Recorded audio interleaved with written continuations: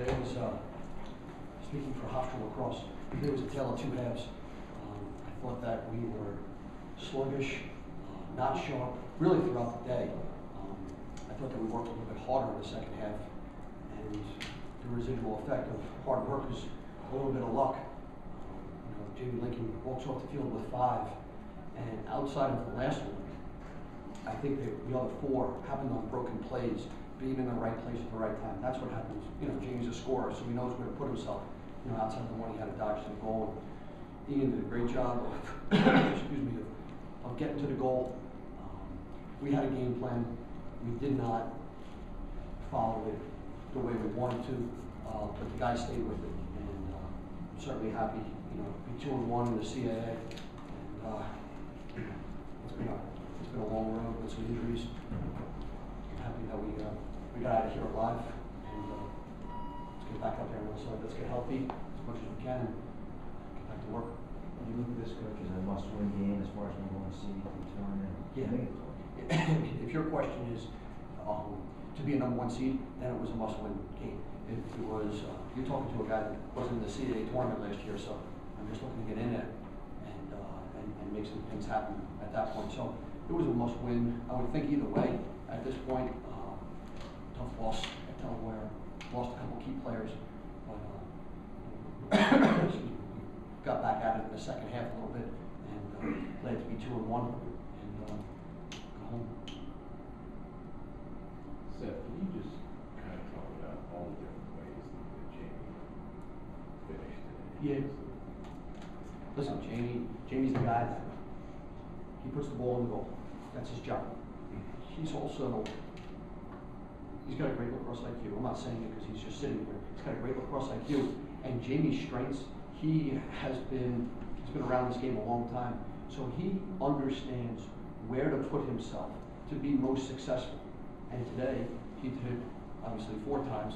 And then, Towson switched up their defense and did a little bit of a double short stick shutoff versus Jay and Jamie. And, it's not a beauty contest. Jamie is cradling with the wrong hand because that's what they do up in Canada, but he knows how to put the ball away. And if you would have saw his stick work yesterday in the walkthrough, you would think that he would have 0 points because the rain affected his stick a little bit. But today he was on. We're certainly thrilled that he had 5. How much did you emphasize with the guys that the last time a top 10 opponent came to the stadium, they ended up losing to Towson? Was there anything you thought about that? I didn't. You know what? We're trying to control what we can control, and that's it. That's all we can do. This Division 1 lacrosse world is crazy, with people knocking people off, and winning, and losing, and injuries. Control what we can control, and that's what we're just trying to do each and every day. We got to get better tonight. We got to get better tomorrow. We got to do those things because if you're just getting by, it's not going to happen. You got to get better. Ian, how much has your comfort level grown now being on the field line for a few games? You're starting to get the assists and dodging, and the goals are all coming now. I'm getting a lot more comfortable. Like I've said every time, when you're playing with kids like Jamie and Jay, it's easy. You find them and they just put the ball away every time. Well, Jamie, what do you think changed in the 3rd quarter when you guys were able to go on that big tear to take the lead? Just hard work, playing doing the smart things. The first half we were kind of all over the place, throwing balls that we don't usually force in there, missing shots, and we kind of just give our heads a shake and played Hofstra lacrosse and found the right guys, and a couple went in, and that's just need a couple breaks to get back in it. So what was so awful about your stick work? Pardon? What was so awful about your stick work? I was trying to get a new wand going, but it wasn't working out. It bagged out from the rain the other day, and I was throwing balls up in the grass yesterday in pregame. So I went back to my old one and figured it out. So they're an easy 5 today. Probably the easiest 5 I've ever had. So right place in the right time. Ian, can you talk about when Steve and Drew went down? There's sort of a general consensus of what is Hofstra trying to do in their midfield. What did you and then Brad and Kevin sort of deal with that reaction? We just need to take some pressure off. I mean, losing Steven and Drew was huge. I mean, they're real great players, and it was just, it's easy to play with guys, it's mix anyone in, anyone can play with this system. Just need to be able to catch and throw and listen to Coach T and do whatever he says and we'll win.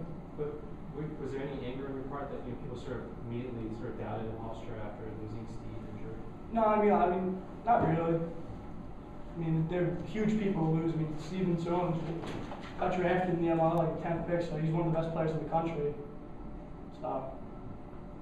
Coach, talk about the transition game. In the first half, you guys scored 2 goals off a face-off scenario. In the second half, you did a good job of shutting down Towson's attempts when they tried to go on the run. Yeah, I mean, one of the goals of our game plan was to not allow Towson any transition. At all costs, let's get in the hole. Let's force them to play 6-on-6. We feel like our 6-on-6 defense is playing pretty well. So why not play to our strengths? You know, I'm trying to surgically remove the first half right now from my brain. We scored 2 goals off the face-off, and Jamie Lincoln had a little bit of a bunted ball, I think, into the goal in the first half down the far end, and that was our offensive output. So, you know, we said to take transition, but only if it's a layup, and if it's not, let's have the ball. I mean, we got to start offensively. We got to start playing with our defense, and defensively, you know, we got to start playing with our offense, and that's what started. You started to see a little bit in the second half. It's got to get better. I think it was the second quarter, maybe the middle of the quarter thereabouts. John won overall and looked like he passed up a potentially sweet shot. And somebody get into him about that because he didn't seem to do that the rest of the game. When it was there, he went for it. I think John scored a goal in the second half, right? Oh, yeah. The face-off? Maybe 2. Yeah. Listen, this face-off position has evolved so much in the sport of lacrosse that they are, you know, they're the field goal kickers, they're the punters, they're off to the side during practice, and all they do is face off. And sometimes you get a guy that does both, but it's starting to become a little bit more rare. You have a guy that's going to be able to play midfield all 4 quarters and still be strong in the 4th quarter to have that explosive blast of energy that wins on face-offs. So with that being said, enter this Mr. Foco, this face-off get-off guy. We prepare for them to hold. I mean, you're going to come off Jay Card. He's a pretty good shooter. I think that in the first play of the 3rd quarter, we hit the goalie pretty hard, right square in the head. You know, if they come off Stephen Pence or Jamie Lincoln, we got guys that are closer to the goal. So they held. John did a great job reading it when he scored. And there are times where we got to have the ball. You know, we don't want to win a face-off and lose possession. That's a bad thing in lacrosse. Win the face-off and then never get a chance to play offense at all. So it's a little bit of game management that we're trying to instill in his head. Well, with the way, you know, defenses, like you said, take away transitions so well, the zones and all these things that put a clamp on that, is the face-off guy in some ways evolving into the #1 transition weapon? It could. Off the restart? It could, you know, the way John, I don't know what the face-off stats were today, but the way John has been facing off, I think he was like 64 or 65% going into the game today. You know, you could get a lot of transition off of that face-off situation. Ground balls, loose balls. We had 2. I don't know if they had any, but you know, we had 2 goals. I don't know if we might have had 1 more because I think maybe Stephen Bentz missed a layup. I don't know if that was off of a face-off though, but yes, it's another outlet of a way to get uneven numbers.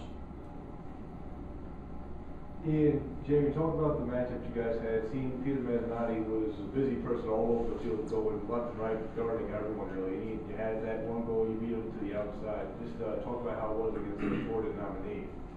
Well, he's also a West Islip guy from my hometown, so I know him pretty well.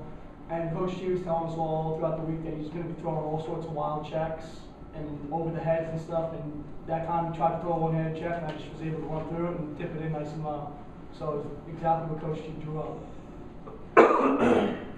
Peter Mezzanotte is a wonderful player. He's a terrific athlete. You know, and he is the heart and soul of that Towson team. There's no getting around it. I mean, they go as he goes. And he disrupts people. There's no getting around it. He's athletic enough to get the spots. One time I think where Ian had scored a goal after face diving the second guy, Mez dropped his stick and he went out literally one-handed and the stick dropped him. Ian kind of ran and got a run at the next guy who was the slide guy. And we happened to get a layup there and we finished the ball. Good. Guys, thank you for your coverage. Thank you.